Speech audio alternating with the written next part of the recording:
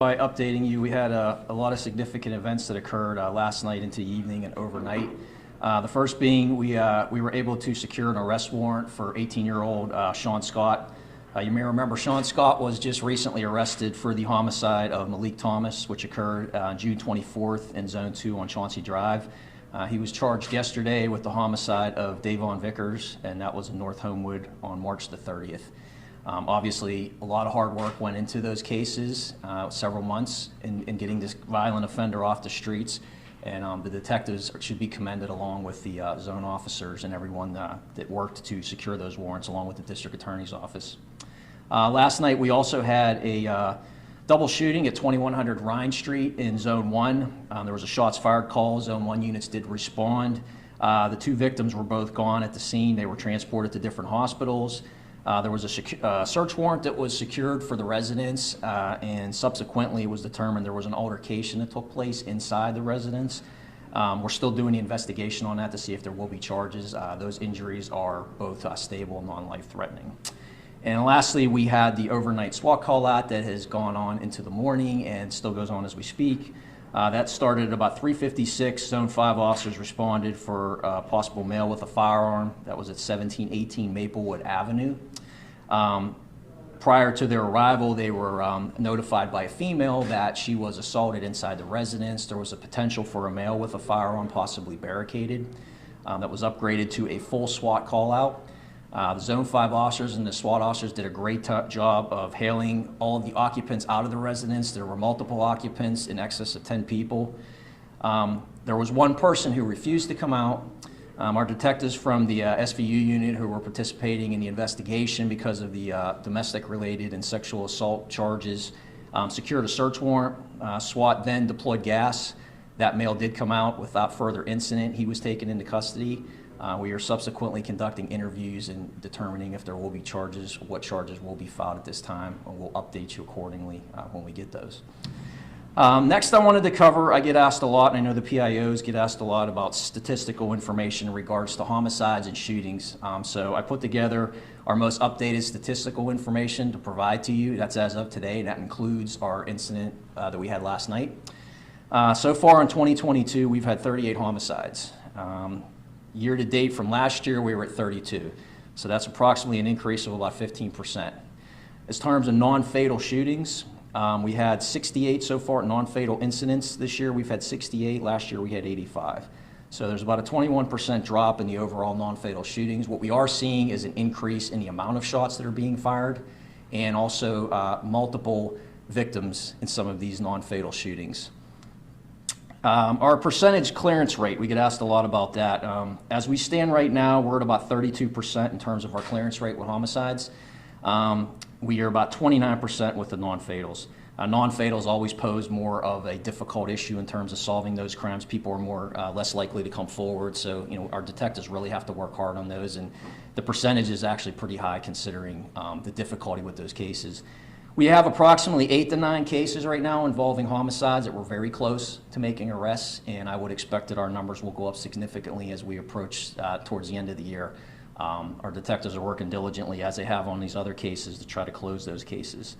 The last numbers that we have from the FBI that usually puts out something in regards to the national average, the most recent numbers from 2020 are about 50%, and I would expect we'll be way above that by the time the year's end.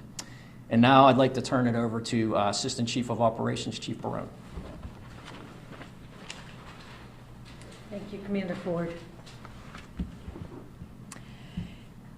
As you know, we've been utilizing a lot of additional resources on the South Side corridor on Carson Street over the last couple weeks, several months, due to the increase of activity that we've had. With our efforts that we have put forth, the strategy that we have currently is working out there. We have additional resources. We have listened to the community and their concerns about what we did last year and how we can improve this year. And the parking and the lanes of travel have really done well for calming the activity in the vehicle traffic that we have there. So that is working. We still have the added resources that we have across the week, but primarily more on the weekends, because that's where we have the big influx of visitors that come in from all over the area. We have cooperation with, aside from other law enforcement agencies that assist us, we also are working with the other entities such as the LCE, the District Attorney's Office, the Sheriff's Department, State Police, just to continue that progress in keeping down the violent activity that is happening over there. We also have the roving DUI patrols. We're continuing all of that effort throughout the summer months in hopes of changing the behavior over there to ensure that everyone has a nice entertainment district that we're working for, and the community are coming together with the businesses down there, working together with us to ensure that we put a concerted effort out there. Along with the visibility of the marked units and the marked uniformed officers, we also have undercovers that are not only from our detectives in the zones that come across and assist, but also our investigative units. They are also out there as well. We know that we're more than a month into summer, and that is our peak season over there. With that, we have been able to gather data on the effectiveness. Are we being effective at the strategies that were put forth on that in the South Side? And what I want to tell you is some of the stats, because that's what we're often asked for. You know, we need to know what the officers are doing and are they being effective. And I believe they are. Between the zone officers and the detectives, we've had 3 felony arrests that were made. And this is just the stats for the month of June. There were 8 weapons recovered across the various states. We issued 21 parking citations and 23 vehicles were towed. There were 21 non-traffic citations and 5 misdemeanor arrests. Again, those are just for the month of June, but we're utilizing all the resources we have and trying to make a difference in working with the business communities, the residents over there, and of course the patrons that come in, being engaging with them. Okay, now I'll turn it over to Sergeant Costa. Thank you. Hi, everybody. I'm going to talk a little bit about the Community Engagement Office and the work that officers have been doing across the city. I'd say it was our peak season, but it feels like every season's peak because we're super busy. We've been visiting with summer camps, focusing on building relationships with youth, with partners all across the zones, Zone 6, which is the West End, in the South Side, and also in the East End. We do those things weekly, visiting with children and youth in the summer camp programs to offer support and build relationships with the police. Tomorrow, we'll be participating in a Public Safety and Violence Prevention Summit at Youth Enrichment Services in East Liberty. Myself and Commander Vinansky will be presenters. And then tomorrow starts a new City Parks initiative called Fun Fridays at Sue Murray Pool to provide food for kids and also engaging activities, and we're going to be supporting those efforts by visiting from 12 to 1 every Friday at Sue Murray. We'll also be visiting the Homewood YMCA tomorrow for Christmas in July, and we'll be co-hosting Coffee with Cops at the Starbucks on Forbes Avenue at Atwood at 2 o'clock. So lots going on tomorrow. On Saturday, we'll be supporting Let's Go Fishing in Highland Park from 9 to noon. And then a big event next Saturday is, it's called Welcome to the Hill, a mural art park with Kyle Holbrook. It's going to be the largest mural in Pittsburgh to date, and we'll be there painting with kids from across the city at the new Salem's Marketplace. We've also been working with some of our faith leaders to promote picnics between each of the zones with officers and spiritual leaders, just to continue building those relationships and planning some trainings likewise with officers and spiritual leaders at the Center for Victims of Violent Crimes. So lots going on, and I will pass the mic to PIO Kara Cruz. Sergeant Costa. So I'm sure there are a lot of questions for all three of the speakers, so I can just open it up.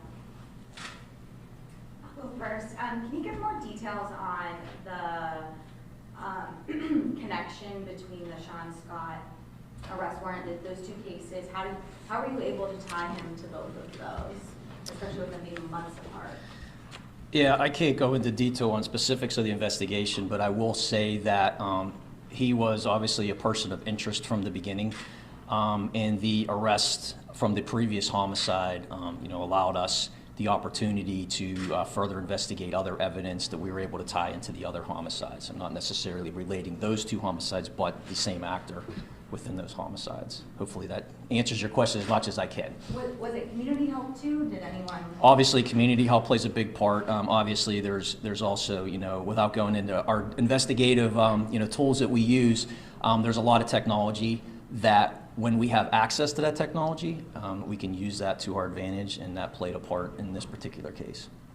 Can you give a little bit of information about what new information came to light recently that allowed you to connect him to the Vickers case? Because if he was a person of interest from the beginning of that homicide, I think it's confusing why it took so much time to charge him.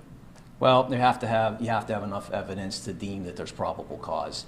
And we have there's a lot of times there might be more than two people of interest that we're looking at in a particular case, but to have access to the information that we need to actually rise it to that level where we can secure an arrest warrant, sometimes we don't have that. And in this particular case, it took a lot of investigative efforts by a lot of detectives and a lot of our units working on different cases coming together with the information that they had and putting that information together. And then once we're able to do that, we're able to secure it, or the district attorney's office is able to, supply that warrant for us with that information. So sometimes we don't have all the information that we need. We don't have access to it. We might not have enough for a search warrant to be able to obtain that information, and we have to work towards that. And in this particular case, that played a big part in what led to the arrest eventually and why it took some time. Can you give an update on the Airbnb shooting as well? Obviously, a lot of people in the community are still waiting for answers on that, saying they haven't really heard anything from detectives. Yeah, we work on the Airbnb, and we are working on it as we speak. There's constantly investigative things going on. We feel more and more comfortable each day that we're working towards hopefully, coming to some charges at some point. But we're still working on that. It's a very complicated scene, as everybody knows. There's a lot of evidence to process. There's new things that have come out that we're not aware of, and we have to investigate those.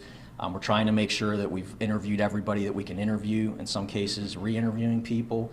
And of course, we still ask the public if there's anybody out there that hasn't come forward that has information. There's no reason to not come forward. I mean, certainly we will talk to you, even if it's somebody we've already talked to that might have additional information that they haven't provided. But certainly when we have an update, we're going to provide that to you as soon as possible. But we are actively continuing to working towards hopefully eventually, having a conclusion to that. Any other questions? When talking about Southside, I know a lot of people are going to hear that you guys are working on this, you have these numbers, but what would you say to people that are like, well, there's still a shooting every weekend, at least one or two? Kind of what can be done in order to make people feel safer more than just having more people out there? Well, as evidenced by Chicago's Highland Park situation, you can't prevent everything and anything. Keeping engaged with the community and the folks that come down, listening, being out, being visible, working with our partners, identifying problem spots and having a sector patrol as well as on the ground foot patrol down there. I think that keeps things at bay. It's a constant effort, as you all know.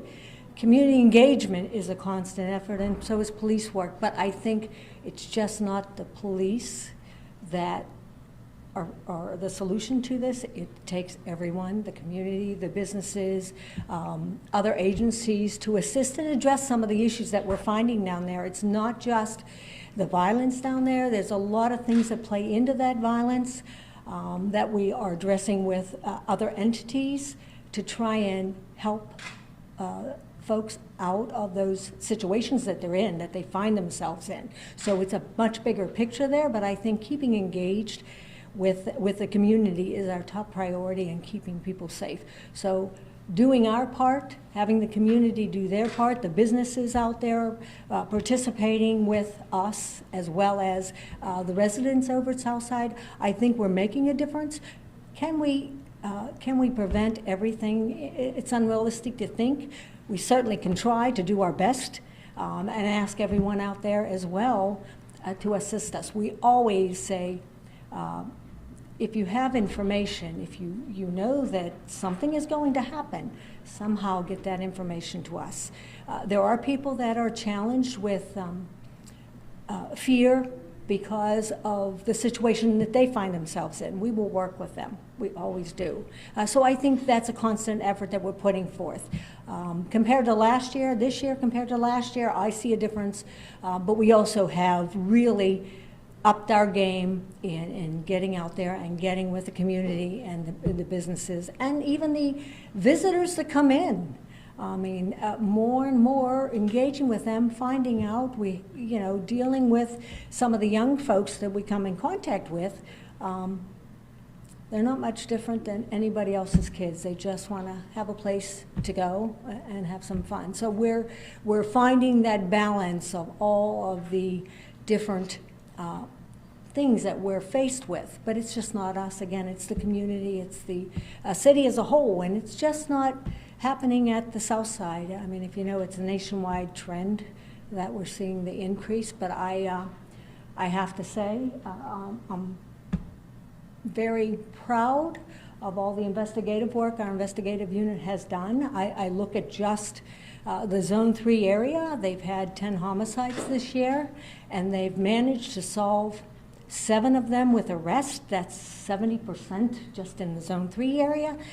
And again, they're also out there with a uniform presence, helping us as well as trying to investigate their cases. So it's a full-fledged, all-hands-on-deck effort with everyone.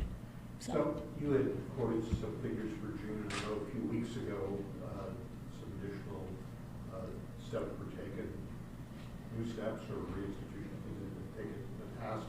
Do you, is it your belief, or do you have any initial reading that the number of shootings that and incidents we're seeing in the south side will noticeably decrease? Is that something that you are hopeful can? I think with the visibility and the extra effort and work that we're doing in the south side and with the visitors to come in, I'm optimistic that it will. I mean, with the will to want to do better and want it to work and making a difference, not just the police department, but the community down there. That's their community. And they're very invested in helping us, coming up with some strategies, working with us. So, yeah, I'm optimistic that we're going to decrease that. But I'm also realistic that we can't prevent everything. But working together, we sure as hell can try. So, some of the things that have been implemented in recent weeks are similar to things that maybe happened a year ago during the summer. I take it or infer that some of those may have been rolled back going into the fall and or winter months.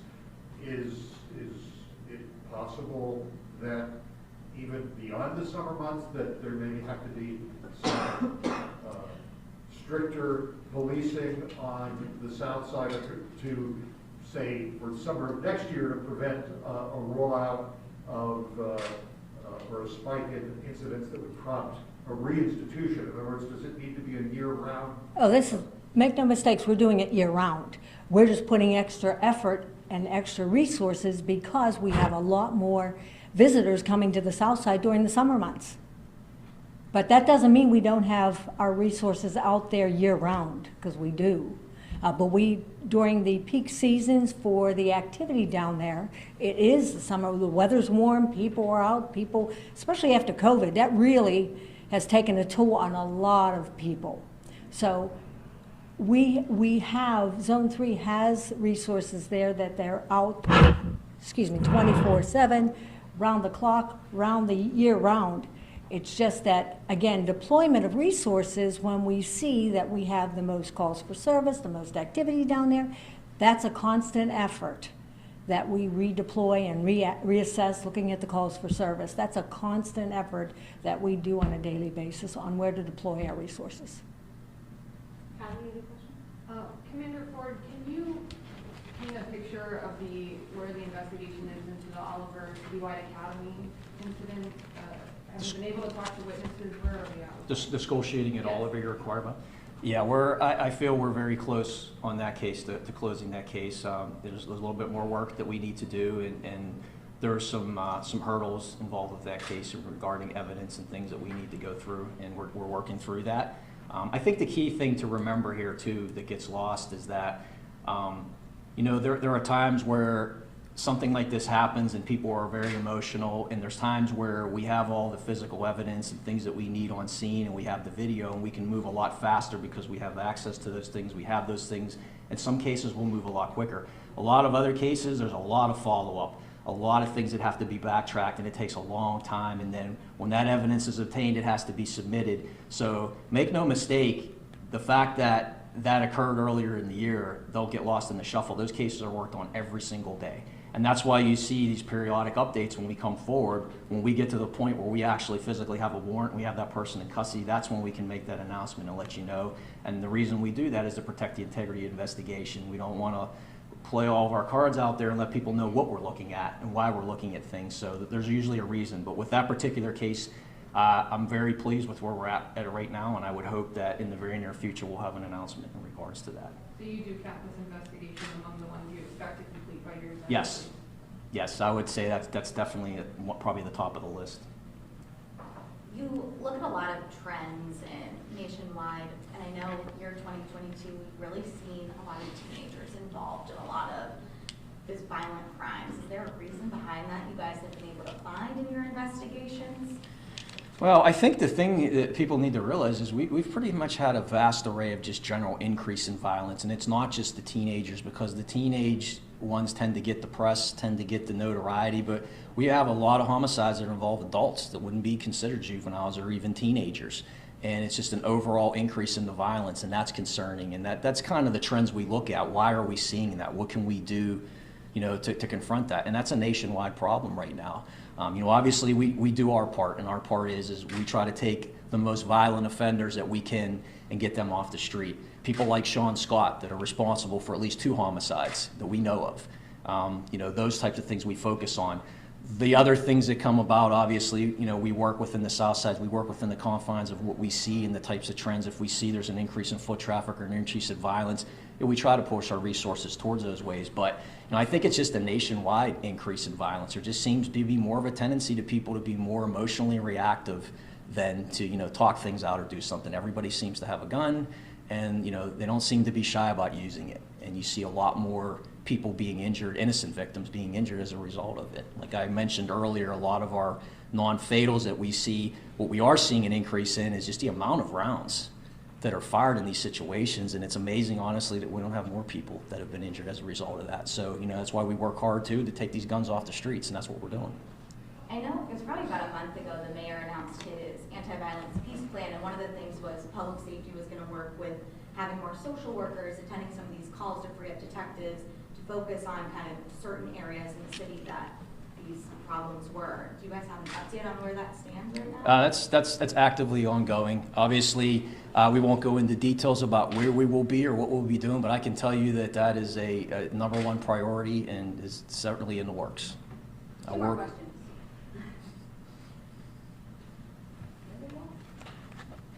Karen, I just have a question for you. As part of this effort towards more transparency, will the interactive crime dashboards on the police website be updated more frequently?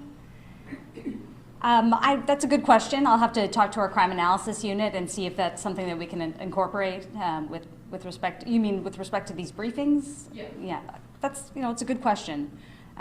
They're working on a number of different statistics initiatives right now, and whether they're going to be front-facing, that hasn't been decided at this point. But I'll definitely look into that for you. Thank you. No problem. No, the mayor was here to observe. Does the mayor, do you have anything to say about either the content of what was presented today or this new vehicle for presenting information to the public. If you're willing to step up. Thank you.